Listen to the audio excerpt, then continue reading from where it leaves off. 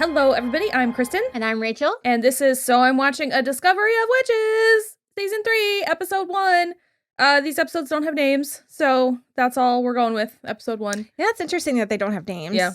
We have not covered Seasons 1 and 2. I'm not opposed to doing it if there is, like, a clamoring for it. But since this is the new season, we just decided to jump in where we're at. And we binged Seasons 1 and 2 not long after you moved here. A couple months. A few months. Yeah. Mid-2021. Yeah. So yeah, we are back with the first episode of the final season. This is the final season? There's only 3 books, and I'm pretty sure this is, Got it. Is it. Okay. That feels right. So I'm going to start with the fact that when I saw this show was coming, I love Teresa Palmer, I love Matthew Good. I was like, oh yeah, I'll watch that. And then I found out it was books, and I was like, oh great, I'll read those books. I did. I read all 3 of them. I forced myself to finish because I straight up hated them. And they get worse. Like, weirdly, the first one is the best one. And really? the deeper in you get, in my opinion, the worse they get. Oh, no. I was really not a fan. And so I remember very little about the third one. Because once I was done reading them and I realized how good the show was, You're like, bye.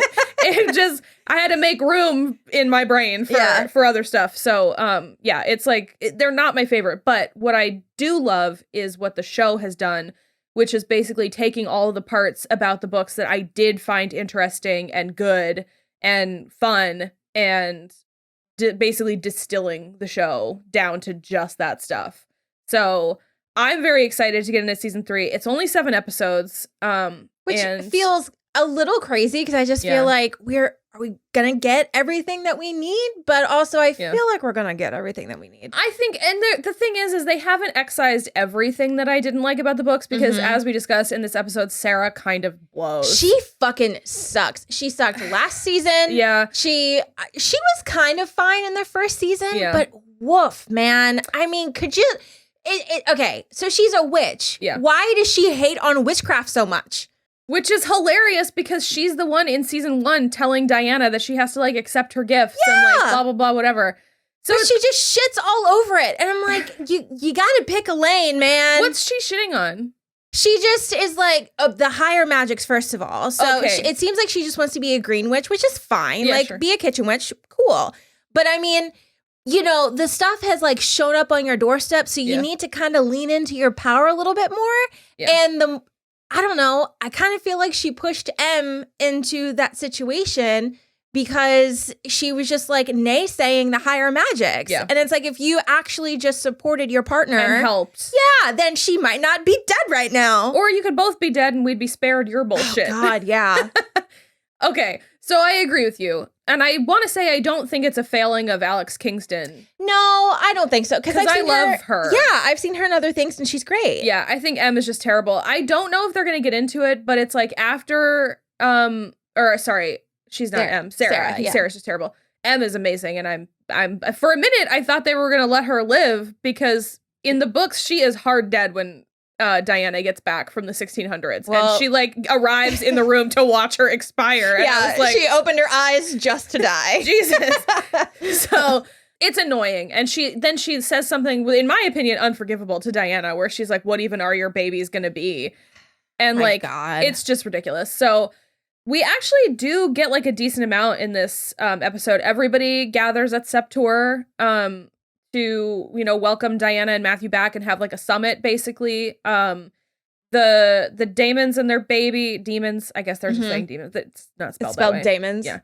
The Demons and their baby, their witch baby are there. I'm forgetting legit everyone's names, and it's not, IMDb is not helping me. No, this is bad. So they're there, and Agatha is there, and Marcus and Miriam are there, and we've also got Matthew's, like, footman Gallaglass that they met in the 1600s. He's there as well. So they have this big meeting. Meanwhile, Agatha has gone back to Venice so that she can call a meeting of the congregation and basically accuse Peter Knox of murder and the beginning of a war. Yeah. Because he a witch, entered, like, sacred vampire land and then killed another witch. And I think that's my favorite thing is that even Satu votes against him because she's like, you killed a witch, dumbass. Yeah. Like, not only did you go onto protected land that you shouldn't have been on, but then you killed a witch. Who's one of you? Yeah. Who's one of us? You shouldn't have done that. I'm voting you out. So Peter Knox gets voted off the congregation. But then Agatha also kind of gets sanctioned because she and her son are like, working with all the other creatures and stuff, and they shouldn't be. I know that this is a plot point. Yeah. But it annoys me because we are how many thousands of years into this situation? At least 1500. That's as old as Matthew is. So why are we still trying to keep everything very separate? Yeah. I just find it to be extremely counterintuitive. I agree. But I mean, I get plot point, whatever. But no, it just is one of those things. You're totally right because it goes to the same vein of the things that make Will so angry about stories like this, where it's like, how come there's only vampires and werewolves? He's like, I told him about the show and he was like, so are there only 3 things? And I was like, yeah, there's only 3 things. There's vampires, witches, and demons. And he was like, well, that's stupid. If you can believe that if those 3 things exist, why don't more things exist? And I'm like, no, 100%. And the fact that we know how old Matthew is, which is 1500, which means Philippe and Isabeau are pushing 2000. Yeah. We have ancient beings, and none of them have ever managed to like, and I guess at a certain point it must be the demons and the witches because they turn over a lot. If they don't live as long, the vampires are the only ancient ones. But you would imagine that after having lived as long as like Baldwin and Matthew and all of these people, that you would like sort of stop caring about these petty squabbles. Yeah. Like Matthew has. Like Matthew is like, it doesn't matter. The congregation is essentially garbage. And we have to worry about why we can't sire more vampires, why the demons are going crazy, why the witches are losing their power. Like, this is impacting everyone, and the congregation is just like, la, la, la, la, la. I can't hear you. So it's super... We're gonna be racist. I can't hear you. Super racist. And so it's so frustrating. So I don't know. That's like the main thrust of this episode. And then Baldwin kicks everyone out. It's also a new Baldwin, and I don't know his name yet, but they recast him for some reason, and I don't remember why. I like the new guy. He looks more how I imagined Baldwin to look when I was reading it. Poor man has no lips to speak of. Well, he's English. That is. Like, he's got the top lip, but he's got like a very weak chin. So just like this. So...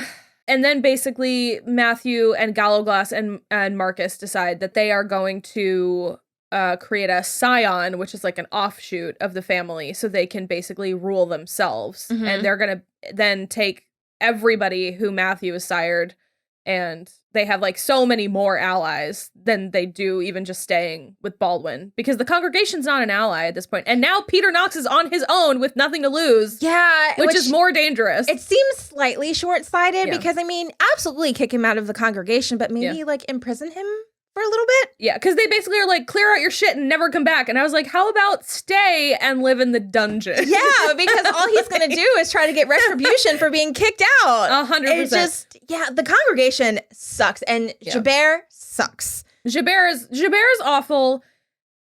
He is not, in my opinion, he's not the worst one. And I honestly love Domenico. He, honestly, every time he walks, I should hear tap shoes, because the way that he taps around everybody, I don't know how he's just exhausted. He's at also all times.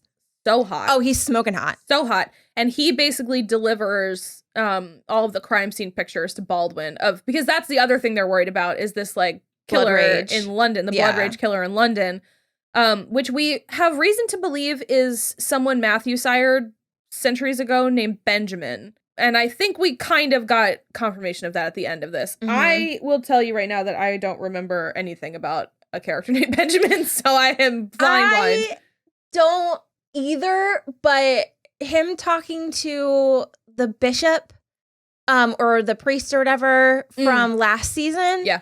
Father Hubbard. Yeah, I kind of remember something like that. Like, that kind of rang a couple of bells. Like they were discussing Benjamin in the 1600s? No, that Benjamin was there. Oh, Benjamin was there. I think. Okay.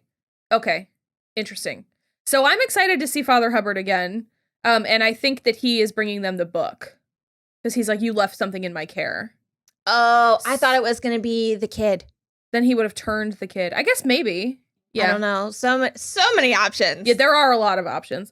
So then the other thing is that what Em was doing when Peter Knox killed her was she was trying to commune with Diana's mother, and she, I guess, managed to get one of the other pages that was cut out of the book. And so when Sarah is walking around Septur back to where Em died or was attacked, I just like, they find her dead.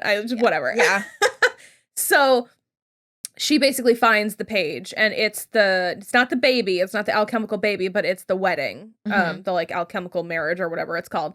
And so she gives it to Diana, who takes it to Matthew, and then Matthew and Miriam and Diana go meet a friend named Christopher, a friend of Diana's, and he has a crazy like genetics lab, and they are like trying to convince him that magic and vampires and stuff are real. And so Diana does a really cool little, she makes water flower spell. And he believes, and then apparently next week they're just telling his entire team. Everybody. And I love that they all kind of like had a doctor off. Yeah. Because like in their introductions, it's like, I'm Dr. this, I'm Dr. that, I'm Dr. whatever. Can we keep this going, please? Let's go. Yeah. It's just like, we get it. You're all highly educated. Because I mean, excuse me. Even Diana is a doctor. Yeah. But she is a doctorate. Yeah. So it's like slightly different. Like they are medical doctors. But I think that's my favorite is that Matthew and Chris are the one, they like did it first. Like, I'm Dr. this and I'm Dr. Claremont. And then Miriam is like, can we like move along and see your lab? And he's like, who are you? And she's just like, Dr. Shepard, let's go. Like, I'm going inside. Yeah. And I think my favorite part of that whole exchange is that Chris was like, I haven't seen you in forever, Diana, like what's going on? And she's like, oh, well, this is, Matthew. And he's like, oh, you finally got out of the library and got a boyfriend. And Matthew goes, husband. And he goes, oh, okay. And he was like, anything else? And she goes, well, we're expecting twins. And he was like, what the fuck? He was like, wow, it has been a while. I don't think it's been as long as it should have been. No. God, I wonder if his eyeballs are going to fall out of his head, because I'm sure she's going to have a very quick pregnancy. And he's going to be like, what? Honest to God, I don't remember if it's like accelerated. I don't know. I just feel like it's a magic pregnancy. So they like bake in like half the time. Maybe. Because I mean, I'm going by Twilight logic in my head because it happened so quickly. So fast. Yeah. Yeah. It does that multiple times on Buffy as well, or Angel as well. So maybe, I mean, it could be, I honestly don't remember. Like I said, I really purged these books from my brain. So. Well, I mean, if this is the last season, then we are going to have these babies before the end of it. And that's probably when we're going to get the alchemical baby page. Yeah. So anyway, they are basically going to try to use the page and see if they can pull DNA from it, because the pages of this book are all made from the skin of creatures. Which, gross, guys. Super gross. And then, I mean, that is like mostly it. I feel like we did a lot and yet nothing at the same time. Yeah. Baldwin was a real cock to everybody. He like made them have a really awkward dinner. He brought up the fact that Philippe like did like a blood oath with Diana or whatever, but it was like not good enough or But he didn't do it for everybody. So not everyone is welcome at Septur. Okay. That was actually my actual favorite part of this episode, is that after everybody leaves, even Matthew and Marcus, Baldwin and Isabeau are standing on the like parapet, and he's like, even Matthew and Marcus are leaving, and she's like, yeah, and he's like, oh, but you're not. And it's like, well, this is her house, of course she's not leaving. Yeah. And then she just is walking away going, oh, another hollow victory, goodbye, Baldwin. She's like, her name is like Lindsay something. She is, honest to God, my favorite. I think really she's great. so great. Yeah. I love her in this show. I love her in general. Also, can I just say too, since we're also covering Outlander, oh yeah, Stephen Cree is a fucking smoke show in this show. Oh my God, that is him, isn't it? Yeah, Gallo Glass. Is, because I was like, Ian. that picture looks familiar. That's and right, he is. Looks completely different without that flat hair up top. Yeah, super hot. And then I guess the last thing is that we meet Fernando, who was Hugh's mate. Yes. Matthew's older brother. So he was Hugh's mate. And Hugh has been dead for, he said, 700 years. And then they were together for 600 years before that. Fucking bonkers. And I guess Philippe never recognized their bond, which is rude. And so he basically has a little like moment about grief with Sarah while Sarah's being shitty. Which is so funny because he walks in and he goes, "Do you want coffee?" And she's like, "They don't talk about M." It's like, that's not what the man said. Just take the coffee or not. Off topic. And then you could just bring it up. But she's standing just all angry by the piano. Yeah. Like, come on, girlfriend. Oh, that's the thing I was going to say about Sarah. I don't know if they're, or maybe I did and I don't know. Will can cut this out if I already said it. But in the book, after M dies, she just becomes a hard alcoholic. Oh, yeah. No, you didn't say that. She is shit hammered for the entire third book. Oh, my God. It's like pretty bad.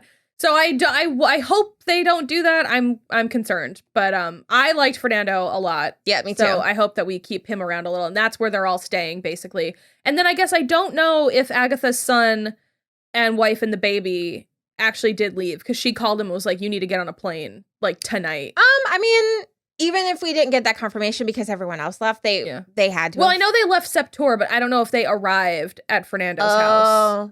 So is that the new safe house? It seems like it. Okay. Yeah. It seems like where they're all staying. Okay. So that's where we're at. I'm still loving the show. I like, obviously there's issues. Like Sarah, they think they could be writing her better. I think they really could have shifted her from the books and it would have been fine. Yeah. Because she really is that harsh the whole time and it's kind of frustrating. But yeah, mostly I'm just kind of excited. Oh, Matthew was really mean to Marcus about like letting Emily die. Yeah.